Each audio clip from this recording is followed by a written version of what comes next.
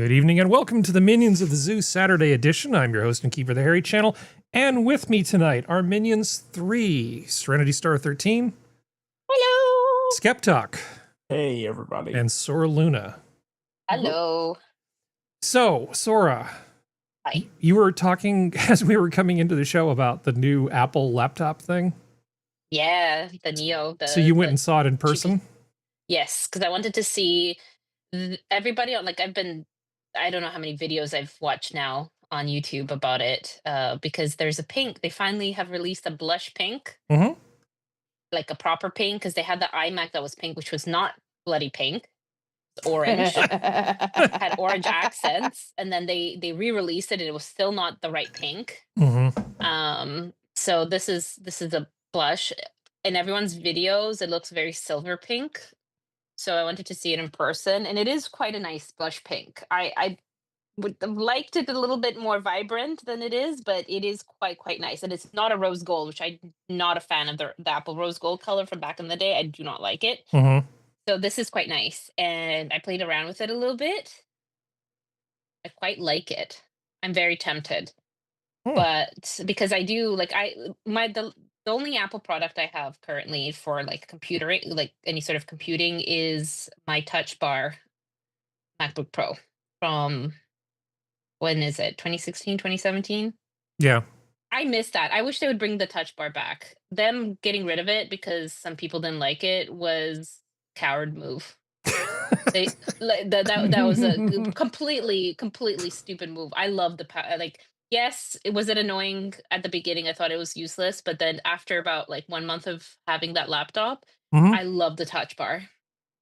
Touch bar is it becomes muscle memory to push the buttons and have to like go through tabs, change tabs on it, click OK, open folders, all sorts of fun stuff. So I wish that was back, but that's okay. I don't think we have a pink laptop now. Sorry, I didn't mean to interrupt you.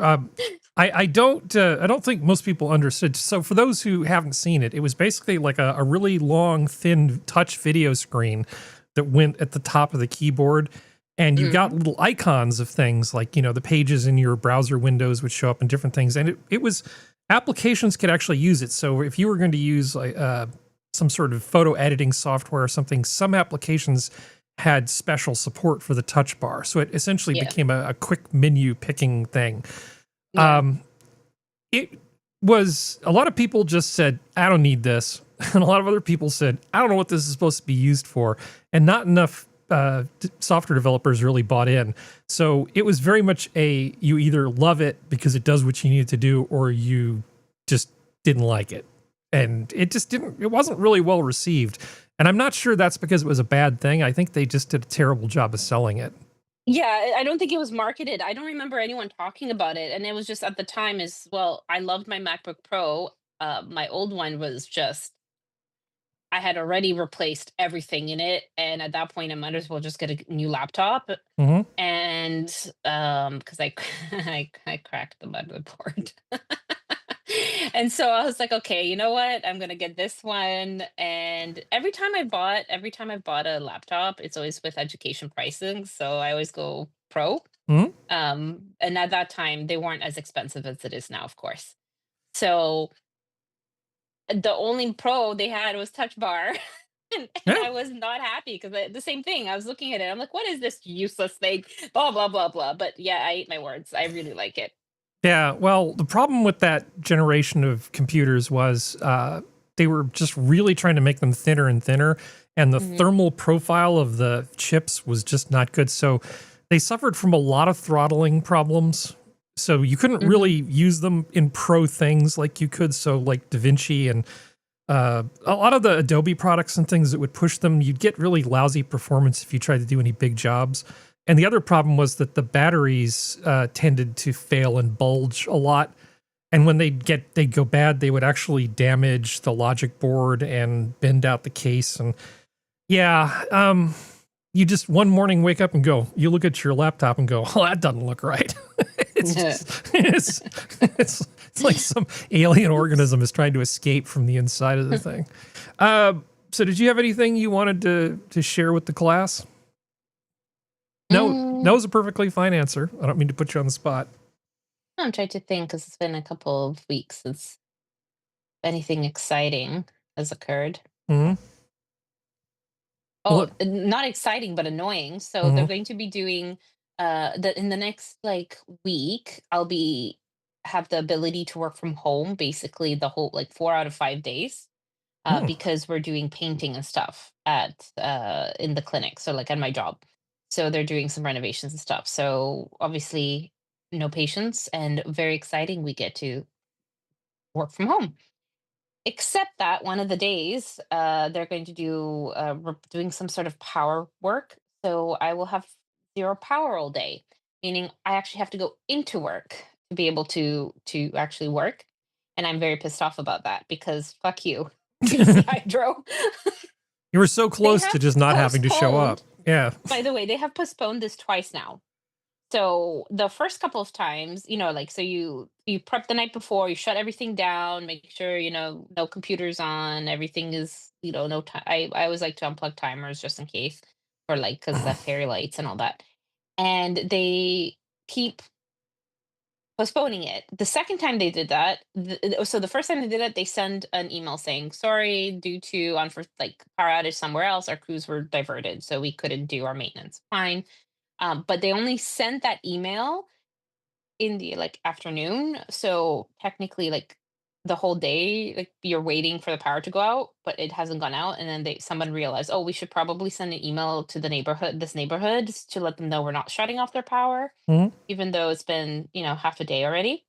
And then the second time, they didn't even bother to send an email out. They just power never went out. Now they've reissued an email saying we are for sure going to be cutting your power for the day. And it is like the whole day. It's from 8 a.m. until like 6 p.m. or something like that, I think it said, because they're replacing power poles. That's what it's for. Um, and I actually have to get dressed to go to work on a day that I should be able to work remotely, and I'm not happy about it. I could technically go to a coffee shop or something, but you know, then I have to be around people. Yeah. That's gross too. The great Yeah. unwashed masses. Yes. Yeah. Yeah, I know. The power going out thing is always fun. I had a customer once. I ended up building a small data center in their office, and it was in an office building, not a data center. So had 6 19-inch racks, full height. And there was a fair amount of power going in there, and the power was going to go out for a day there. And they're like, "Well, can't we just hook up backup power?" And I said, "Well, we could, but it would be hard to buy more than an hour's worth of power. You're going through many kilowatts per hour. It would just cost a small fortune." "Well, we really don't want it to go down." And I said, "Well, even if you could power it on, it's in a closed room, and when the building power goes out, the chiller power goes out, and without air conditioning, it'll take about 20 minutes before your computer room starts to melt down." So I'm just trying to explain to them, Jesus. it doesn't matter how big your UPS is. If the air conditioning goes down, you just have to power everything off anyway. You just can't run a data center in an office. When the power goes off, the power goes off. There's really nothing you can do about it most of the time. The amount of money you have to spend to make that to actually set up proper backup power for an office or a data center or anything else is a lot. Diesel generators are really expensive. So you're going to go to an office with no power and not do work?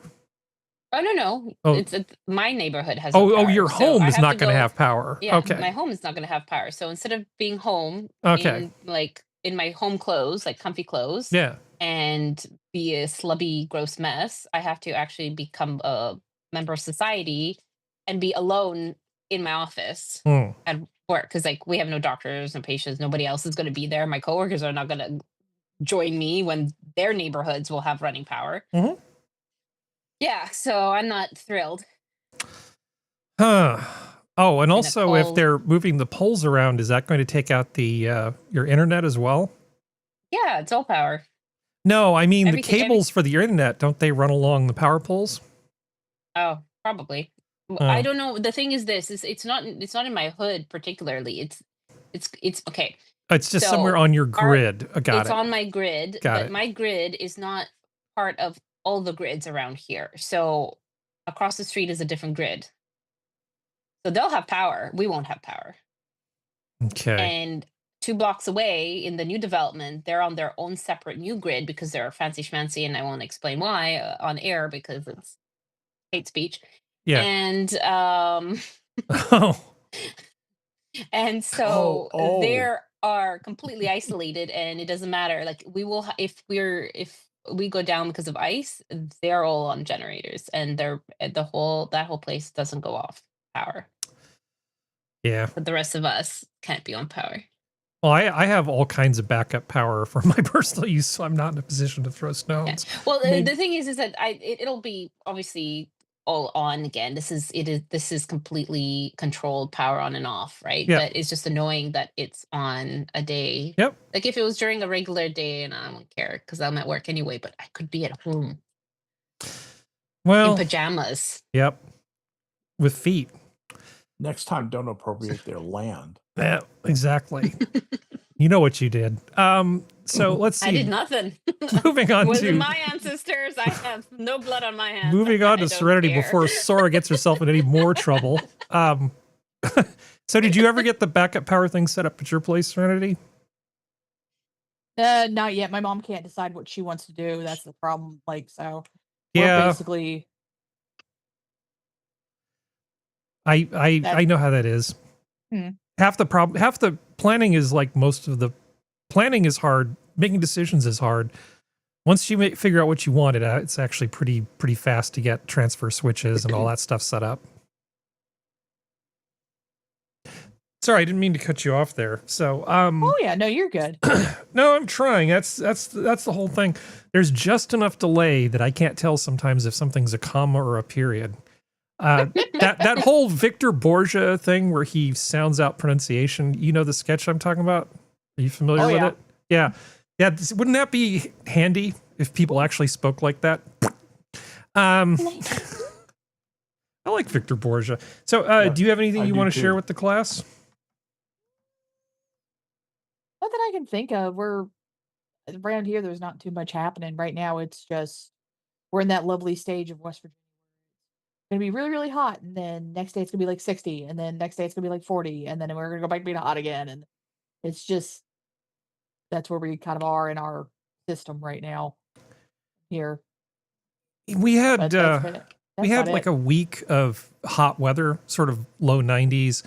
And for a while there, the humidity got up into like the high 80%, and it was gross. It was not good. I did not enjoy that, and luckily the temperature's gone down to sort of normal. So this is like the first day of not hot, shitty, and humid that we've had in a while, and it was pretty glorious. To not have to listen to all of the fans and air conditioners, that was the noise that was generated keeping me from being too hot was starting to really drive me a little bit crazy. I just don't like all of that noise from all those fans and those air conditioners all the time. It's it just Must gets be nice. old. It gets old because because it's like running all night. You just can't get away from it. It's pretty terrible. You're talking to someone who grew up in the generation of everyone has to have a box fan Yeah. going at night. So it's a very different mindset, Harry. I like a little bit of white noise. What I don't like is the sound of fans shrieking, and air conditioners on constantly, and you just can't hear yourself think. But it's beautiful now. The weather is outstanding, and like it's going to be like that for a while. So the press is trying to scare us with the possibility of a super El Nino. Have you read about that? Not just a regular El Nino, a super El Nino. No, but it's to put it very simply, California hasn't exactly had the best luck the last couple years with weather.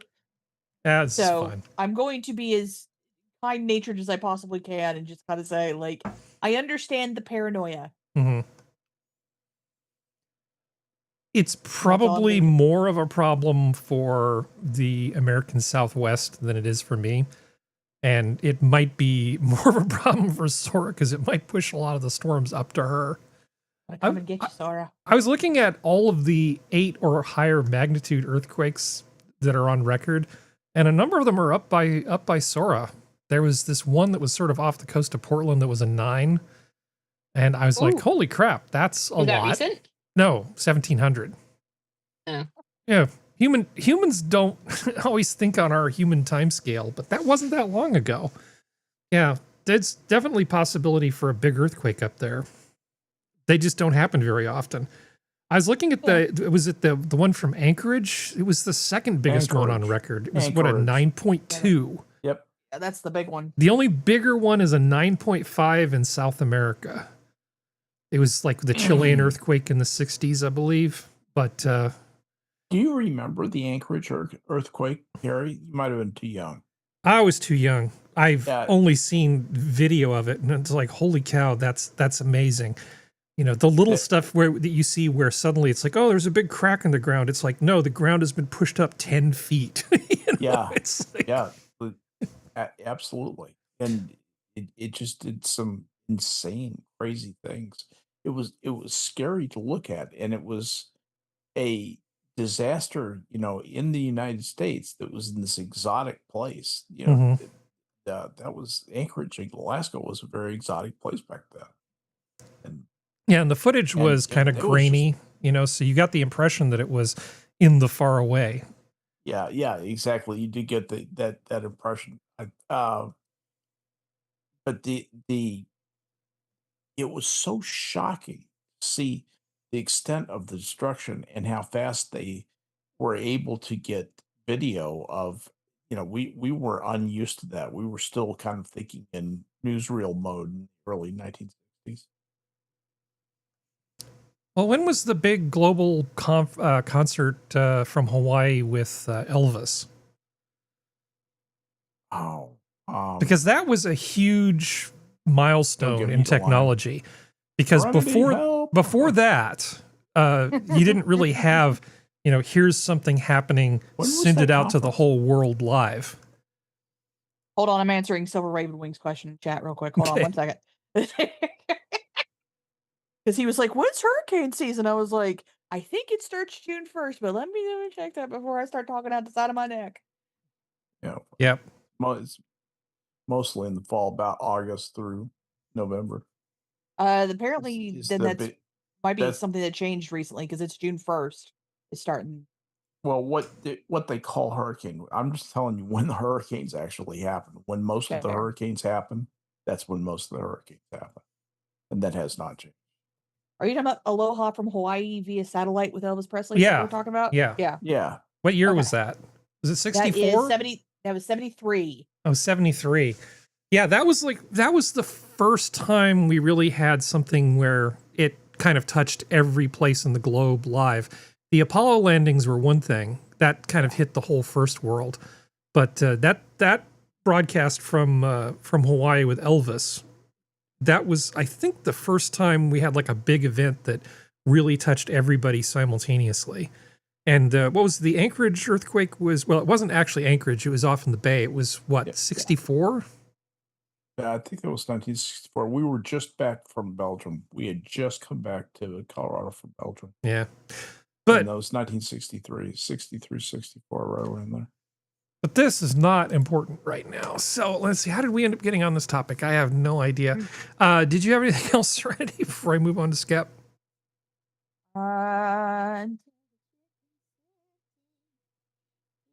Yep. Okay. March 27th, John. 1964. Gotcha. Okay. So, Ah. SkepTok, would you please greet the chat for me, please? We have quite a lively chat this evening with Alexander the Scourge. Wonder who that could be. And of course, Sora was posting in there. Silver Raven Wing, Badger's here. All the regulars filing in. Genty Maxi. Jen T. Maxi is here. Hey, Jen. Yeah. Assassin is here. Again, another regular settling in for the show. It's so good to see everybody. It's been forever since I've spoken with Jen.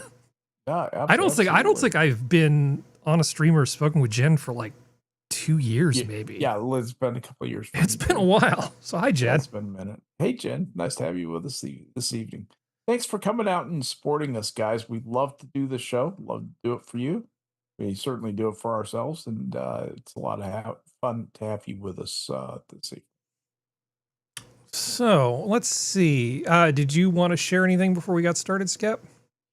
Well, got the peas and potatoes in time for the 90-degree weather we had today. And then and the tomato seedlings are all in. I think they're all in, unless you want us to plant more. It's been a lot of planting, and it's been fun to do it. I just get to do the manual labor part of it, the hauling big things from one place to another and fixing things. That's my job. Yeah. She does all the brain work. Brenda's amazing. My wife is absolutely amazing. Yeah. Yeah, she works very, very hard, which is extremely admirable. Her 2 incisions are almost fully healed. That's very good. Yeah. She's for what, 5 weeks out, and I would say is essentially completely externally healed. There's still some internal healing. Yeah. Well, so far so good. Tell her to slow down for at least Yeah, a couple more weeks. You Make move sure too she's fully fast. healed. Yeah. Oh, feeling groovy. Okay. You don't understand that conversations like that are simply not physically possible. That's physics. It's science. I understand it. So Skep, let's just dive into it. We've got a hell of a spreadsheet. So for people who are not familiar with Cesar Chavez, he was the president of the United Farm Workers. Farm workers. And as with a lot of people like him and Martin Luther King and other people of that ilk, he ended up being put up on a very, very big pedestal. And recently, allegations have come out, and he's sort of getting Me Too'd posthumously. And there's no investigation, no trial, whatever. I don't know if the guy's innocent or guilty or whatever. I know that famous people often have to deal with these sorts of things, whether they're justified or not. But people are just taking down, they're just renaming streets like overnight. Like these allegations came out the next day, tarps are over statues in parks. People are taking down street signs. And it's not a big... City councils are renaming boulevards. City councils are renaming boulevards. And it is not a small endeavor to do this because all of the businesses on there have to, take on the cost of changing their advertising, getting new stationery, business cards, the whole deal, right? All of that stuff is a big deal. The Postal Service has to deal with all this stuff. And the city itself, just replacing street signs is a huge deal. Mm-hmm. And this isn't quite as bad as I think he was a Nobel laureate who gave a speech where he made some very innocent remark. He's like a really old guy about how sometimes some of his graduate students he thinks gets little crushes on him, but that's not a big deal. It wasn't. Oh yeah. And remember, he got on a plane and he had lost, he had basically lost his job and his positions on a bunch of key things before the plane landed on his way home. Yeah. Oh, Jesus. It's not quite as fast as that, but man, they are wasting absolutely no time. So I just picked a couple articles. So out of respect, Fresno moves forward with plans to undo Cesar Chavez Boulevard's name change. Yeah. Now, I was kind of surprised that they didn't try to distance themselves from him earlier because he was on record as being against illegal immigration. Because as the head of the United Farm Workers, he didn't want a bunch of people coming in wanting to take his members' jobs for less money. Let me help you a little bit there, Harry. He wanted to be one of the main people who decided how many of those people would be allowed to come in and where they would go. And of course, make sure that they got funneled into his organization. Yeah. I mean, because he is a union head. Yeah. Yeah. Cesar Chavez was, I watched this. I read this. I read on this guy every day in the Washington Post when I was in high school. He was a relentless labor organizer. and that's all. That's all he cared about. Got the feeling that this guy just he was like Ralph Nader. You know how Nader didn't do anything except what his consumer stuff. He's just the ultimate nerd. Yep. That was the image that Chavez had was that he was simple family man, but just crazy for the union, and that was the vibe that I got. I never got the vibe that he was a womanizer, never Well, even vaguely. yeah, that wasn't part of the press packet.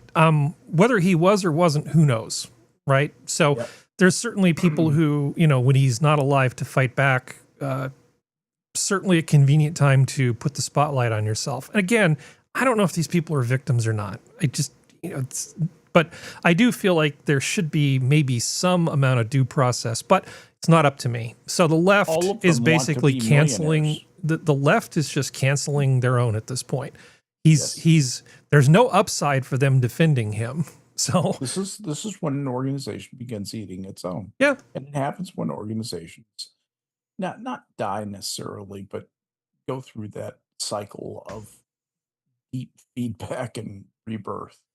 yeah. So here's the San Francisco Standard. What to rename Cesar Chavez Street? I walked its entire length to ask the locals. Your mother. Let's call it Streety McStreetface. I always like it when we ask people what things should be named.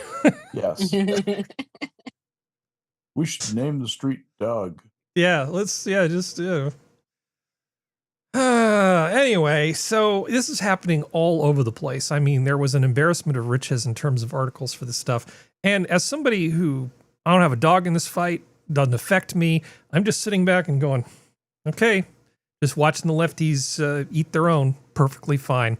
I think they've had such poor luck of late because there's just so much fatigue on a lot of the Me Too stuff that they may have just found an easy win with nobody to fight back, and this will be good. This will be good for them.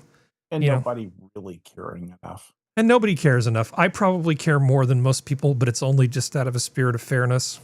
I mean, Yep. I honestly don't care. Interesting story. Yeah. And just, it's so interesting fast. sociologically. Man, but- people are just moving so fast on this stuff. Yeah.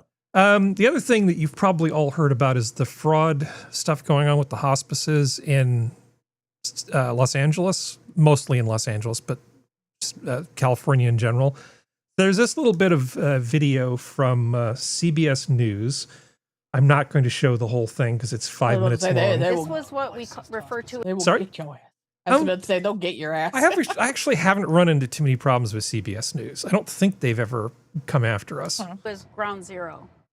That building is considered ground zero because it just was so blatant. Hospice patient advocate Sheila Clark has been raising an alarm on this one building in LA for years. This building, our investigation found, is home to 89 registered hospice companies. So there's 89 hospice companies in that one building. And this woman who basically is one of those saints who's trying to do that amazing job of being hospice workers is just, I mean, she's got to be appalled because look at where all this money's going. She just wants to help people or help the people who help people. And this kind of fraud doesn't do her any good at all. or the people who are the legitimate people working in these hospices. So they sent investigators in 2021. Visited multiple suites in Robbie Plaza between 2021 and 2025, and they found nearly 400 violations. At one, a nurse wrote that a patient... I mean, they found a whole bunch of these tiny violations, but more to the point, on the face of it, doesn't it just look wrong? That there's all of these hospice things in this one building. The landlord just sort of said, well, if they had a business license and they were here, I just rented out these offices and didn't ask questions. Okay. That's fine. But we've got that's not a defense. Seriously? Yeah, no, it's fine. He's just the landlord. He doesn't know. He's not getting into their business. He's innocent baby. Yeah. Just a baby. So I've told you how much I don't like Rob Bonta, how I think he's just completely ineffective, but I don't know if I've ever shown you video of the guy. So here is the CBS News guy talking to the Attorney General of the state of California. Prepare to be extremely unimpressed. Disbursement with your tax dollars for years. Why are we still seeing such, rampant signs of this? Why hasn't more been done? We're committed to tackling the issue until we root it out and extinguish all fraud. So who's working to fix this? We're committed to tackling the issue until we root it out and remove all fraud. This is like an open secret that's been going on forever, it would seem. Much like, the Academy Awards when people were making Ricky Gervais was making comments about Epstein. Mhm. And it was just sort of this open secret that people in Hollywood knew that this guy was, no, I'm sorry, not Epstein, Weinstein. Harvey Weinstein. And they were making these remarks about, how the guy was just such a predator, right? Sleazeball. That's such a sleazeball, and everybody seemed to know about it. It's like listening to Gavin Newsom talk about homelessness for 20 years, and then nothing ever changes. Yeah. I'm happy that you're dedicated to it, but numbers? Are there any numbers? I mean, what have you actually done other than just have a philosophy that's supposedly on the surface is anti-fraud? They He spread funds nonprofits. awareness. Yeah. Right. He Just by funds mentioning it out to nonprofits. the ether. Yeah. State Attorney That's all you General have to is the do. one responsible for Thoughts and investigating the prayers. industry here in California. California is always going Hudson. to have the biggest numbers. We're the biggest state. We're the fourth largest economy in the world. We have the most people of any state. And but this issue is unacceptable, and we need to keep tackling it and do more. We're also following the That's nothing. That is the most meaningless response. It is. It's just hearts and minds. There's nothing there. And I for a while I was afraid that this idiot might end up becoming governor, but it looks like he's smart enough to know that that's probably a bit much for him. I'm glad he's not going to try to become governor. I'm just enjoying all of the fraud stuff that's been coming out. I hope they really go after these people. Nick Shirley, that's this guy's name, Nick Shirley? Yes. Yeah. Man, he is just doing God's work. He is doing God's work. I love it when citizen journalists actually go out and do real work. Like Tim Pool used to get off his ass and go to Melmo and do stuff where he'd cover stuff on the street instead of just sitting in a room with his satellite orbiters talking about how complicated everything is for 20 minutes. In this hug box dispensing mid-wit speculation. Man, Nick Shirley is doing such a good job. Absolutely. Now, the thing that has to be World-class. remembered here, and this is the thing that pisses me off with the internet, Yeah. is everyone's like, why is nothing happening? It's like, because it takes time, guys. You can't just, well, this proves it. You have to be able to prove it in a court of law. You can't just go full. Oh, you also have to have the opportunity to prove it in court of law. Yeah. And that's the thing. It takes time. It takes to sit time, here, exactly. to expect stuff to just go, someone snaps their fingers and it automatically happens, just shows a lack of understanding how anything works, because the minute you start going vigilante is the minute everything falls apart. The minute It you is know kind better. of fun, though. Yes. Yeah. Well, don't you But think, Serenity, the Leering centers are an easier case to go after because you can just show up and say there's no kids here. In the case of the hospice stuff, a lot of this stuff is outpatient, right? So there isn't just an empty room to point at. There's a lot more room for these people to not be guilty versus the Leering centers. Does that seem right? Well, the issue is that, yes, you can show up and say there's no kids there, but there's a lot more that goes into doing daycares than just going, oh, well, there's no kids here. That means you're lying. It's like, once again, you still have to prove it beyond that. You have to go to court or you have to deal with these people, because nothing is ever that simple when humans are involved. It's just not. That's And true. that's my issue. Well, looking at the evidence we have, it looks like, and it obviously is alternative, in the case of the California hospices, there's an awful lot of people who are supposedly being taken care of by these hospices that they're billing the government for the services of, that end up not dying. Yes. Now, that in itself is relatively suspicious for hospice It's a care. miracle. Absolutely. It's amazing. Yeah, it's not that nobody ever leaves a hospice without dying. That certainly does happen, but not in the kind of numbers that we're seeing. It actually doesn't happen yes. that often. Yeah. Yep. So, Yeah, it does happen. I think it's not as clear-cut a case as the Leering Center, because if you're claiming you're offering daycare services but there's no kids, well, that seems pretty significant. And It can be, but daycares are not that simple when it comes to kids, how many kids are usually there, that kind of stuff. Now, Right. if they show you a roster that says all of these children are here at this time and there's no one in there, absolutely. But when only just going if they're empty, that I'm sorry, I know people don't want to hear it. That doesn't prove as much as everybody wants it to prove. The forensic accounting on the budgets for the people that are Yes. supposedly feeding the kids are Yes. they don't pass the sniff test in a number of That cases. does not pass the sniff test. The other, That actually has that they can go after. Absolutely. Yeah. Because kids won't eat that shit. no, To that no. level, not to that level. I don't give a damn. But it's their culture, not to the amount that that's being listed as. Even if you have like 20 employees, not to that Yeah. level, guys. I have no idea what they eat in Somalia. I know Ethiopian food pretty well for somebody who's not from Ethiopia, but I don't. if What the hell do people eat in Somalia? You believe the people who've run away from the country? Nothing. Yeah, I don't know. No comment. But but that's kind of the thing of like I completely get it and absolutely, but I want every I dotted, I want every T crossed. I want this done as above board. Yes, people are going to start. I understand they did not do shit above board, and I get that. That's the reason why they're going to court. But it need the precedence needs to be set because then it makes it easier to go after the other ones. It's just when you start, you can push back against bad stuff with good actions as long as you're not being naive about what the bad actions are, kind of stuff. And that's the thing where it gets very frustrating to hear people go, why is nothing happening? Because it's not that simple, guys. There's a reason why you pay a lawyer. Well- Because the law is not that simple. It should be. It absolutely should be, but it's not. Well, in the Leering centers, I mean, obviously there's always people dying who need hospice services. That's a thing. But in the case of the Leering centers, the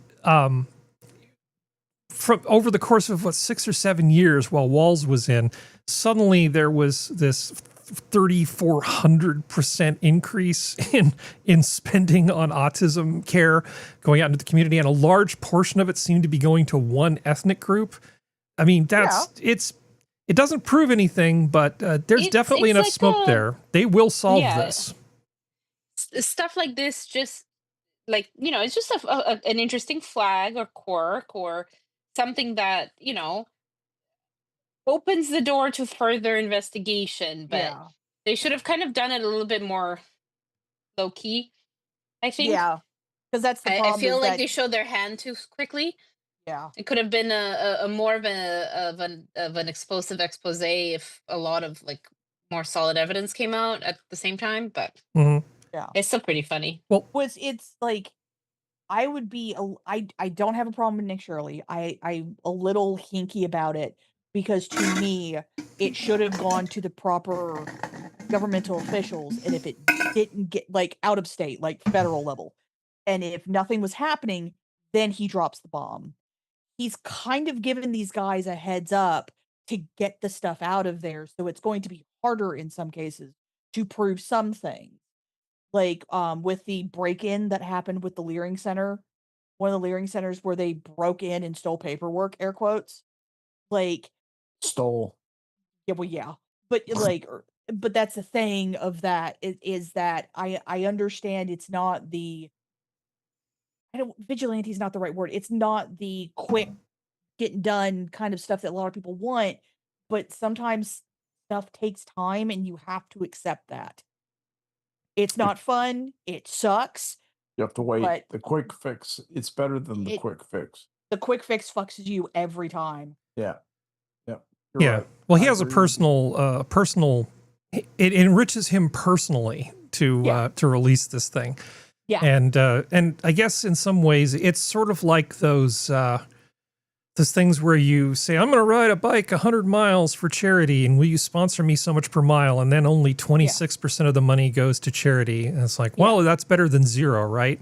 Well, in a it's like sense, this is like, he's personally enriching himself, but it's bringing attention to something that I think a lot of people at the local level really wanted to just like brush under the rug. And I can do a very good job of devil's advocating what you're saying on the hospice stuff, because I've helped people on several occasions deal with things like getting Medi-Cal coverage.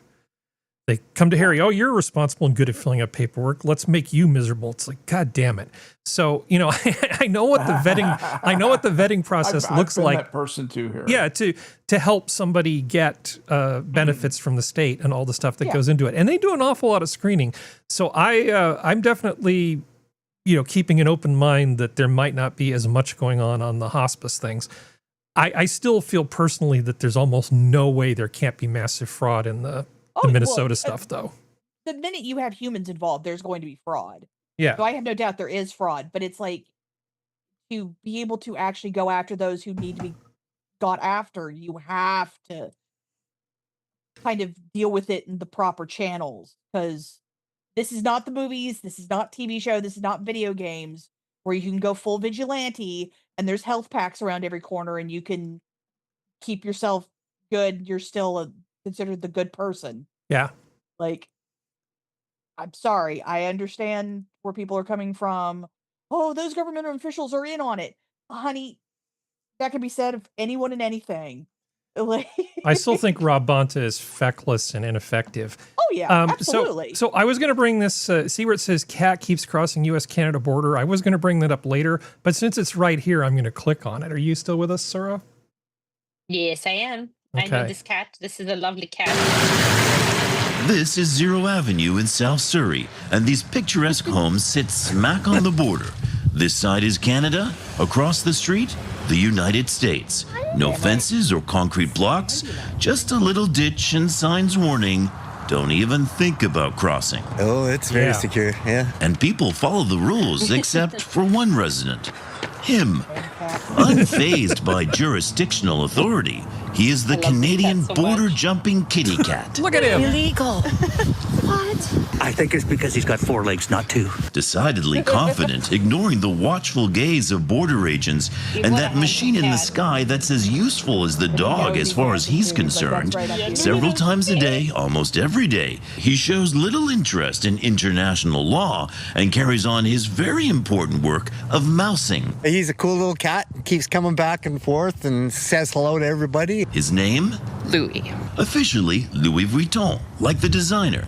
And his styling cross-border feline feats are now so famous, I love it. he's become a local legend and a social media star. It's a bit mind-blowing. He kind of flaunts his recklessness for the law. Now, Mr. Vuitton is particularly good at catching all sorts, and he has been known to smuggle the goods across the border and leave them on the doorstep. I bet he did not declare them. We're not sure whether U.S. agents have caught up with him for questioning. We do know he had no interest in a TV interview. Doesn't go through. He's I figured that would make a really good palate cleanser. Talk about all this fraud and stuff. Yeah. All right. He's a good cat. Yeah, he's a good cat. He's a good So cat. Very good at being a cat. So back to the fraud thing. A lot of the COVID money that was splashing around, we're finally getting around to going after some of the people. So 2 LAPD officers arrested for alleged COVID unemployment insurance fraud. Now, this was a fairly small case. Check out this guy. Florida man stripped of U.S. citizenship after $3.8 million COVID-19 fraud scheme. That's what I'm talking So about. he lied on his citizenship application and lied to, at the same time, he was multitasking, get a bunch of COVID-19 relief money. And they said, no. So, Homeboy was going to get rich. yeah, U.S. Judge Rodney Smith ordered the revocation of citizenship for Joff Sten Roy Philossaint, 25 of Fort Lauderdale. I'm willing to bet this guy was from Haiti, just with that name. You mean the sentence that where it says Haitian-born man? Oh yeah, that one. Yeah, sorry, Yeah. but I'm just saying. Have you ever heard a more Haitian name than I that? was just, yes. That's very exactly. very French sounding name. Uh-huh. So, Mhm. sorry, I don't mean to go Maurice Chevalier on you guys. But yeah, so good for them. Yeah, just take his citizenship away. I'm hoping they're going to put him in jail. That would be nice. All right. Well, anyway, so COVID-19 money, plenty of fraud to go around. And it doesn't seem to matter whether it's Haitian immigrants or law enforcement people, just a lot of people who did bad things. There's this slap on the wrist and get to keep the money. Well, there's this terrible story. The Straits of Hormuz, about 20% of the world's oil supply seems to pass through there. And of the stuff that passes through, 80% of it goes to Asia. So if the Straits of Hormuz are actually shut down for any length of time, it's probably a real problem. I was looking at some data from, I guess, the southern district out of Dallas of the Federal Reserve, where they were going through, what this is actually going to mean. And it's not good for anybody's economy, the world or otherwise. What's the pipeline situation in the rest of that region? I don't know. Bypass that. That's what I did wonder. I figured they'd be highly incentivized, but it takes a while to build pipelines. Yep. Well, I mean, sorry, go ahead. Meaning what magic can be done with existing pipeline structures to bypass the strait. I think it might be doable. It needs to be investigated. That's all. I'm sure there are people with far more knowledge about that than any of us. Except the pipeline is even more of a soft target than the ships are for the Iranians. They can just as easily blow up a pipeline, if not more easily, than they can take out the ships. Not if they don't have any people left.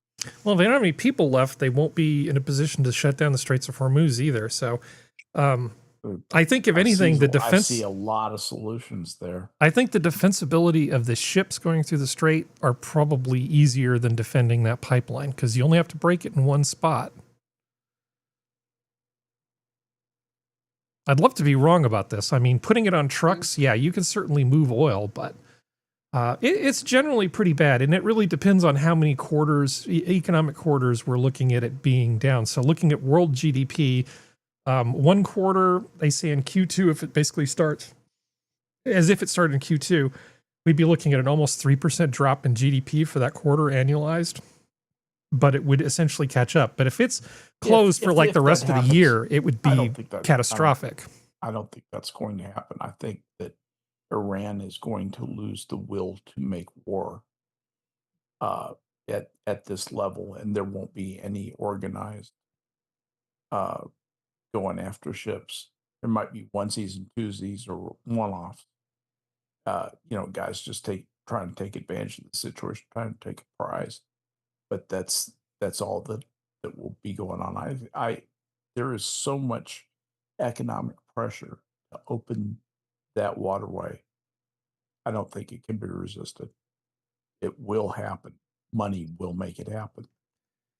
Well, right now, let's see. I think I was showing this thing here. So Sora will like this part. So ways to deal with this: work from home, drive slower, and don't use gas cookers. It really is true that driving just a little bit slower makes an enormous difference. It does. Oh, I didn't tell you. I got a new windscreen for my motorcycle. All right. And unlike the one that I had before, where the buffeting from it always made me feel like I was getting punched in the head over and over again. Mm-hmm. This new one actually, it's like night and day. It's like a whole new bike. Excellent. Yeah, it's fantastic. And even the gas mileage seems to be a little bit better, and it's a lot quieter. I'm very, very pleased with it. Yeah, but anyway, be that as it may, they'll put you in good mood for a long time. But I do think an improvement. That the whole work from home thing, the world is different than it was in the 1970s. So even though there's a lot more of the world's oil proportionally going through the Straits of Hormuz, a lot of things have changed. And there's a lot more room for flexibility between biofuels and electrics and different ways that you can conserve fuel. I don't think it's going to be the apocalypse that a lot of people are saying it's going to be, but I think it's going to be kind of expensive for a while. It won't be for the United States. No, I don't think so. We can make Venezuela do anything we want to. Yeah, here's our gas prices, by the way. This is a super fun graph. Yeah. Yeah, but if you go back and look at the 5-year graph, I just want to point this out. A lot of people are talking about this like it's some historic problem. Back in 2022, under the Biden administration, when he was busy shutting off pipelines and oil wells as fast as he possibly could, we had higher oil prices and higher gas prices than we do now already. Last I checked, it was almost $1.50 a gallon difference nationally between gas prices in 2022, which were essentially high for no good reason versus now where there's actually like a reason. A reason. Yeah. Yeah. I just looked. I just looked at one of the places that I like to go. Usually it's a bit lower. It's not like a cheap place, but it's lower for the city. And from 2 hours ago, someone reported its regular is 207.9 here per liter. That's a lot. And Per diesel liter. is Holy shit. 265.9. Well, have you been hearing about what's going on in Cuba? Their whole electric grid is falling apart, and they're having problems with fuel supplies and everything else. The U.S. Embassy has been trying to bring in diesel for their generators, and somehow Cuba has the authorization to tell them they can't do that. I'm not really sure where the law shows up here. I guess sort of as a de facto thing, like they control the ports and they can just say, yeah, no, we're not going to let it come in. Yeah. I'm not sure what they could do short of helicopter it in. I mean that's that's basically it. They're just gonna have to hold out and see if the people actually What is Cuba? succeed. What is Cuba telling us to do anything? Yeah, I know. It just I mean, What? yeah. It's still on their land. It's U.S. Embassy, but it's on their land. No, that's our land. Well, the it's sovereign- surrounded by their land, and that's where that's the what I diesel mean. trucks go, unfortunately. Yeah. So to get to your land, they'll have to pass to their land, and they go, ha ha. I mean, how That's to fast be you can guys. how fast can we bring in diesel in quart bottles in diplomatic pouches? Not very fast. If they're even letting the diplomats in through. Oh, well, that would be a problem. I think they kind of have to do that short of a declaration of war. But the amount of diesel it takes to run generators is a lot. And I know about this from data centers. Data centers have these huge tanks for the backup diesel generators. And usually they are the ginormous tanks are only enough to run them for like 3 days. Yeah. It takes a lot of diesel to make electricity. I mean, Yes, it does. it's a lot. That's- Let's see. Do I want to talk about Gavin Newsom? Not really, but Gavin Newsom wants to hand Donald Trump his gasoline price problem. Yeah, they're relying on people's short memories about 2022 to try to make it seem like, that somehow Trump is incompetent and screwing everything up and he's the root of all evil when it comes to gasoline prices. It's like, yeah, do you remember when President Autopin was in? No, everybody's just forgotten about that. So, another little bit of news here. ExxonMobil set to move its legal home to Texas, citing business-friendly environment. So they're moving out of New Jersey. I think I may have mentioned this, and I apologize if it's a repeat. I just wanted to make sure I put it there. Everybody's moving to Texas, and certainly energy companies like to be there. I have this listed under Dumbest Person of the Week. Yay. So I saw this article. Oh, this is almost certainly going to not load when I load this. Let's see. I can tell you what it says. It doesn't really matter what happens after it. The headline is, to save the U.S. auto industry, California should double down on electric vehicles. Now, San Francisco Chronicle, shut the fuck up. this is an incredibly stupid statement. Sorry. So I I started just thinking, who? read that and comprehended that. Yeah, just roll that around in your head for a bit. Think about it. DrFunctional. Yeah, to save the U.S. auto industry, California should double down on electric vehicles. Sure. And then so I thought, Follows. who is the idiot who Totally wrote this? follows. Okay, Jennifer M. Granholm, contributor, Oh. our former Secretary of Energy under the Biden administration. Yeah, crazy lady. She's the expert on energy policy. It's like, Oh, well, boy. unless you're going to, I think in her mind, she thinks, well, We're going to force everybody to buy an electric car by only making electric cars. And we're going to not allow the Chinese cheap electric cars to come in from outside. And then we'll force all the people making the electric cars to work for unions equals profit. I think that's what she thinks is going to happen. Yeah. No, that's window looking good. Yeah, window looking good. Yeah, that's just like, shut up, you suck. You were terrible at your job then. Nobody cares what you think now. Even the San Francisco Chronicle probably just, shut up, go away. Yeah, so she is officially the stupidest person of the week. There's no clean segue for this. Hi, Functional. Good morning. Good morning. There's never a good segue for Functional. Yeah, well, I just felt guilty here. I was going from the dumbest person of the week to Functional. I wanted to make sure that nobody thought that there was a segue. How's it going? Good morning. Good morning. Good morning. I don't know why. I went to go take a nap at like 2:00 in the afternoon and then wake up midnight. I'm like, what the hell just happened? Yeah. That's like tired. Anyway, hi. So we showed a video of a cat that keeps crossing the American-Canadian border. But other than that, you haven't really missed anything. So this is fine. Let's see, there was this thing, Afro Man. My man.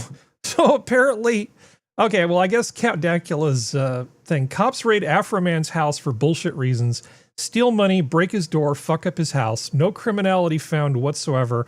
No charges at all pressed on Afro Man. Right? They lusted after his lemon pound cake. So then he proceeded to like write songs mocking the people who broke into his house. He cut an entire album about one that was fat because he was looking at the guy's lemon pound cake that was Yes, yeah. One of the songs is called Lemon Pound Cake. Yeah. I mean, Yes. so he just individually over, since then just mocked all of the people. And the visuals on the album for the songs are all police tape of them that they from his house, right? Of their body cams. Yes. Yeah. Okay, Afro Man spends the next 3 years making songs that make fun of all the officers involved by name, even using footage of the raid from his own CCTV cameras. Songs had titles like Randy Walters is a son of a bitch, Lick 'em Low Lisa, accusing one of the officers of being a lesbian and sleeping with the other officers' wives. During the raid, one officer looked like he was about to eat some lemon pound cake sitting on Afro Man's counter. Afro Man made a whole album calling the officer fat. The cops got mad and filed a lawsuit for defamation. Yes. Afro Man turns up in court in a whole American flag suit. Officers performatively mauled and cry while listening to the songs, really trying to oversell how badly the songs upset them. One officer was suing because Afro Man made a whole song about him saying he was fucking the officer's wife. When the officer was asked if Afro Man was really fucking his wife, he said, I don't know, nuking his own case and established that there is a non-zero chance that Afro Man might actually be fucking his wife. As his only witness for the trial, Afro Man brought a deputy's ex-fucking wife. The jury ruled completely in favor of Afro Man. Yes. Yeah, that's a great outfit. That is outstanding. I wish I had some clips of some of his songs. Did they actually play? They played his music in court. I listened to most of that album. It's amazing. Yeah. It's on YouTube. That's beautiful. Easy to find. Easy. Ah, that's beautiful. So, you know how I hate volcanoes? Sure. Okay, so on Reunion Island, it's been nearly 2 decades since lava from the Piton des Fournaise volcano has reached the coastline of France's Reunion Island. Amazing video captures the lava flow's journey and sees how tourists and locals are getting incredibly close to the spectacle. Now, because it's moving so slowly, people just like get in front of it and take pictures and take selfies with the lava and all this sort of stuff. It feels like it's stupid. It does feel that way, doesn't it? Yeah. It's just rock. It won't hurt me. Yeah. It's just funny smells. I would The say funny just, say somehow. just like keep me the There's hell a away surge, from it this. could overtake you without you even realize. Like, I mean, you of course you wouldn't realize it because you'd be incinerated. But like, Yeah. it's so dumb, so dumb. Carbon monoxide is the one you want. Yeah. Yeah, suffocating. Volcanoes are asshole. Don't like them. Okay, so this also happened. Bushtail possum found hiding in a plush toys at this is so airport in Australia's cute. Tasmania state. That's what I'm talking about. I know this is so funny because it fits so well. Australian airport so challenged good. followers Perfect. to do when they posted on social media videos I just want to of a say live that possum found those hiding possums are among way plush cuter than the animal ones we have toys in North a America. terminal gift shop. The strange Look scene at the unfolded baby. inside Hobart Yes, Airport, much. Australian state of Tasmania, shared online to the delight Our of social possums media look users like who couldn't get screaming enough liberal of this women. incognito cutie. The airport said the possum was safely collected and relocated, and the gift shop area was sanitized. He just fits right in there, doesn't he? Yes, he does. If he just He's stopped probably moving, so nobody would know. cozy. Yeah. It's probably so nice and cozy in there too. Oh, so cute. All the plush toys were friend shaped. Yeah. He's looking at him going, you "You guys imagine are a really little chill. You kid? don't smell dead. I guess you're just Like, chill. That's cool. No, Whatever." a little kid going there, like mom's looking somewhere else, and he sees a plush toy moving and alive, like he would freak out. It would be like the best day to be a child, and then you're like, I want Yes, that one, yes, mommy, yes. and then no, that one bites. That's Oh, I just imagine that's how you found Mickey and Minnie. You're at like Toys R Us, and you're like, wait, their plush toys are moving. I'm gonna keep Yeah, Yeah. I would have put that possum in my coat and just walked away. They're Yeah. mine now. It's my emotional support possum. You have to let me in on the plane. Well, let's keep this ball rolling. Treasure hunter who refused to disclose location of shipwreck's 500 gold coins is released from prison after a decade. So this guy took money from other people and was going to go treasure hunting because you got to finance your expedition. And he found a whole bunch of gold and then just sort of decided, not going to tell anybody where it is. Screw you people. So Tommy Thompson, who in 1988 located what was known as the Ship of Gold off the coast of South Carolina, was released last Wednesday, according to Federal Bureau of Prison records reviewed by the Associated Press. Thompson, an Ohio-born research scientist, was hailed as a hero after finding the SS Central America and its thousands of pounds of sunken treasure that sat at the bottom of the Atlantic Ocean for more than 150 years. The ship sank in September 1857 along with 425 passengers and crew members and 30,000 pounds of federal gold from the new San Francisco Mint to create a reserve for banks in the eastern U.S. The ship was located by Thompson and his team more than 7,000 feet below the surface. But in the decades that followed, he battled with investors who accused him of cheating them out of millions and then spent years on the run as a fugitive before being sent to prison over rebuffing court orders while contending he didn't know what happened to 500 gold coins minted from the ship's gold. Yeah, there's an amount of gold that really makes people stop being rational or ethical or anything else. Gold fever, it is a thing. And there is an amount that will corrupt a man, and I believe it is roughly 500 gold coins. I gotta say, I'm kind of imagine what life would be like in this guy's position. And if it was like, 10 years in prison and I'm the only one who knows where all the gold is, it feels like it's pretty manageable. I mean, he's got to go fetch the gold. Yeah. I wonder if people put a tracker on him. Oh yeah. For this amount of gold, like subdermally somewhere. Yeah, he's going to need more than a nose and glasses to escape detection. Yeah. Yeah, a Florida hotel where he was living under a fake name. Yeah. Where's Florida? Yeah, I like these kinds of stories. I want some gold. Interesting. So, the woman who's made the most Hallmark movies of all time, Candace Cameron Bure? Mm-hmm. She's claiming, I guess she put out a book. She said she accidentally found herself at a dark and demonic underground S&M sex party. In Hollywood, I know can how believe that it. happens. Who in their right mind would invite Candace Cameron Bure to a sex party? I mean, if she Was when this she was a now teenage, or when she was younger? yeah, if she was a teenager, I can see it. I don't think she was a teenager. This Well, was when she teenager was 20s, married and which- all that sort of stuff. Are you sure? Yeah, that's like, well, that's how I read it. Let me see. I have some really weird, embarrassing moments, said Burr. Although I wouldn't say embarrassing for me, they were more shameful of going to places where I thought like, oh, this person's a friend. This is going to be cool and do this. Because of that, Burr found herself an S&M sex thing that ended up being so dark and demonic. Again, I think it's pretty much established that Candace Cameron Bure is a real goody two-shoes, and I mean that in a good way. If you were going to hold like a weird demonic sex orgy, wouldn't you kind of curate the guest list? No, not if you're wanting to get her to do it with you. It's Hollywood, Harry. Yeah. Like, I understand where you're coming from.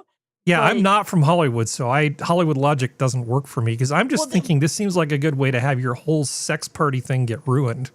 Well, I mean, it very obviously didn't because she didn't say anything until years later. So, Yeah. So you were counting on her just not saying anything. yeah. And the thing is, depending on the friend, and it has nothing to do with gender because anybody can be predatory.